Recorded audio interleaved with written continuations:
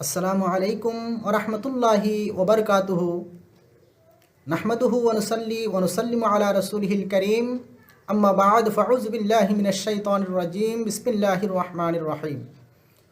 সম্মানিত দর্শক মণ্ডলী, যে যেখান থেকে আমাকে দেখছেন শুনছেন, সবাইকে আন্তরিক শুভেচ্ছা প্রীতি মোবারকবাদ জানিয়ে শুরু করতেছি। আপনারা জানেন পবিত্র শাবানুল মুআজ্জম মাস আরম্ভ হয়েছে। যেই মাসটি আমাদের জন্য অত্যন্ত গুরুত্বপূর্ণ একটি মাস, এবং এই মাসের মধ্যে এমন একটি রাত রয়েছে যে রাতটা সমগ্র মুসলিম জাতির কাছে লাইলাতুল বারাত নামে পরিচিত। এবং আল্লাহর প্রিয় নবী যেই রাতকে হাদিসে পাকের মধ্যে লাইলাতুন নিসফে মিন শাবান বলেছেন, এবং আল্লাহ রব্বুল আলামিন কুরআনে হাকিমের মধ্যে যেই রাতকে লাইলাতুম মুবারাকা বলে ঘোষণা করেছেন। সুতরাং আল্লাহ রব্বুল আলামিন আমাদের জন্য তার প্রিয় হাবিবের সদকায় কিছু রাত দান করেছেন, যে রাতগুলোর মধ্যে আমল করলে আল্লাহ রব্বুল আলামিন আমাদেরকে হাজার মাসের সওয়াব, ফজিলত, বরকত দান করবেন বলে ঘোষণা দিয়েছেন। সুতরাং এমন ফজিলত নিয়ামত আল্লাহ আমাদের জন্য রেখেছেন, আমরা বসে থাকবো তা কি করে হয়? এই সমস্ত রাতগুলোর মধ্যে একটি রাত আমাদের সম্মুখে উপস্থিত হয়েছে, যেই রাতকে লাইলাতুন নিসফে মিন শাবান বলা হয়। আল্লাহর প্রিয় নবী হাদিসে পাকের মধ্যে যে সমস্ত রাতের ফজিলত বর্ণনা করেছেন বছরের মধ্যে, আল্লাহর প্রিয় নবী ইরশাদ করেন, এই রাতগুলোর মধ্যে যদি আল্লাহর দরবারে ফরিয়াদ করা হয় তাহলে আল্লাহ রব্বুল আলামিন তাদের ফরিয়াদ অবশ্যই কবুল করে থাকেন, রদ করা হয় না। এই রাতগুলোর মধ্যে অন্যতম একটি রাত হচ্ছে লাইলাতুন নিসফে মিন শাবান, শাবানুল মুআজ্জম মাসের 15 তারিখের রাত, যে রাতে আল্লাহর দরবারে দোয়া করলে আল্লাহ রব্বুল আলামিন দোয়া অবশ্যই কবুল করে থাকেন। সুতরাং এমন ফজিলতওয়ালা রাত আমাদেরকে আল্লাহ দান করেছেন। এই নিয়ামতগুলো অর্জন করা, হাসিল করা, এটা হলো আমাদের দায়িত্ব। তাই আমাদের বুজুর্গানে দিন, সলফে সালেহিনগণ, ইমামগণ, বিশেষ করে ইমামুত তরিকত, শেখুত তরিকত হজরতে শেখ মহিউদ্দিন আব্দুল কাদের জিলানি বড় পীর, তিনি গুনিয়াতুত তালিবিনের মধ্যে বর্ণনা করেছেন, এবং মা সাবাতা বিসুন্নাহ কিতাবের মধ্যে শেখ আব্দুল কাদের শেখ মুহাক্কিক দেহলভী তিনিও বর্ণনা করেছেন, এবং আব্দুর রহমান সুফুরি রহমতুল্লাহি আলাই তিনি নুজাহাতুল মাজালিস কিতাবের মধ্যে বর্ণনা করেছেন, এবং ইমামে বাইহাকি ফাজাইলুল আওকাতের মধ্যেও বর্ণনা করেছেন।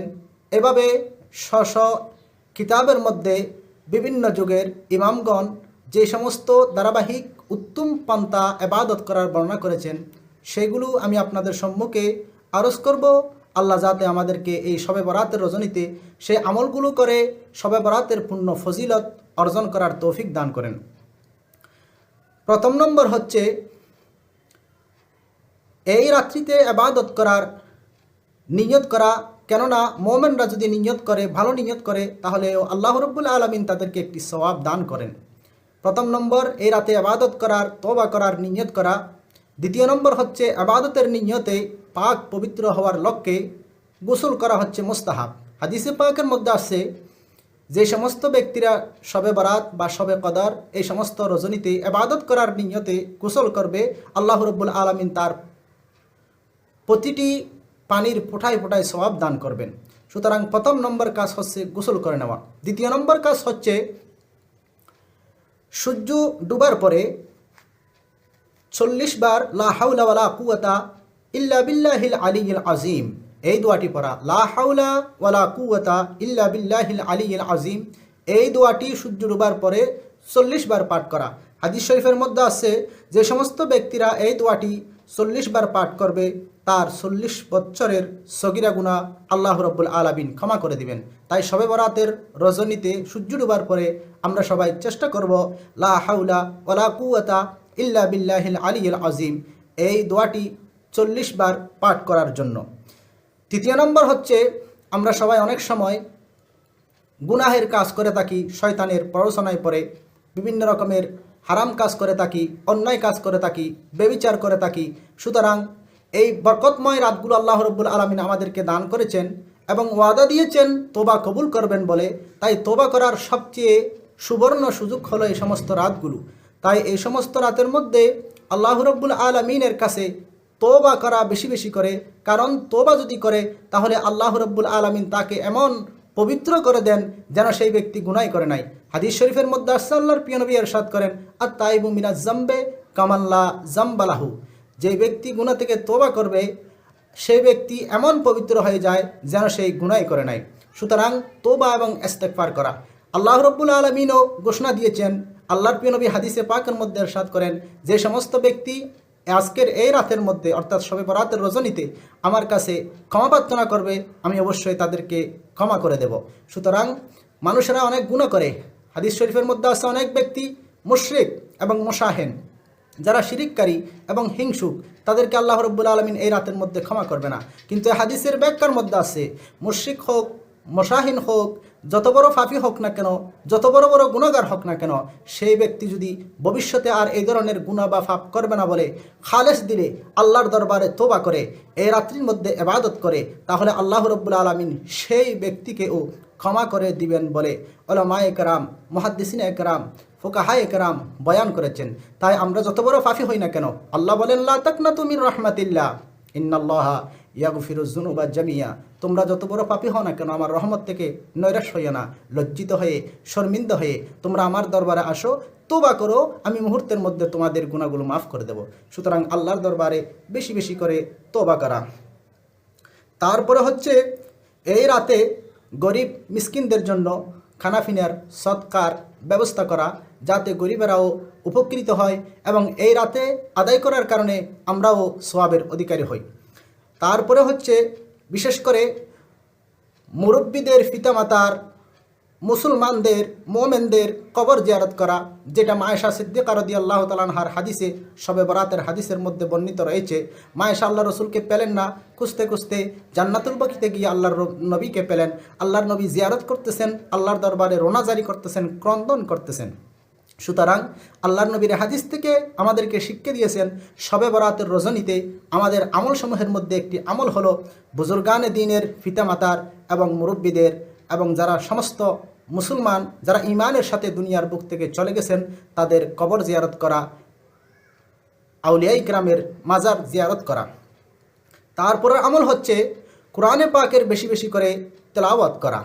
যেহেতু আল্লাহর প্রিয় নবী বলেছেন, আফজালুজ জিক্রে তেলাওয়াতুল কোরআন, কোরআনে পাক তেলাওয়াত করা হচ্ছে নফল এবাদত সমূহের মধ্যে সবচেয়ে বেশি উত্তম এবাদত। সুতরাং কোরআনে পাকের একটি হরফ তেলাওয়াত করলে 10টি 10টি সওয়াব হয়ে যায়। এজন্য বেশি বেশি করে কোরআনে পাকের তেলাওয়াত করা। তারপরে হচ্ছে দরুদ শরীফ বেশি বেশি করে পাঠ করা, কারণ যেই নবীর উসিলায় আমরা এত বড় ফজিলতওয়ালা রাত পেয়েছি, রমজানুল মোবারক মাস পেয়েছি, লাইলাতুল কদর পেয়েছি, লাইলাতুল বারাত পেয়েছি, সেই নবীর উপর দরুদ না পড়লে কিভাবে এই ইবাদত আল্লাহর দরবারে গ্রহণযোগ্য হবে?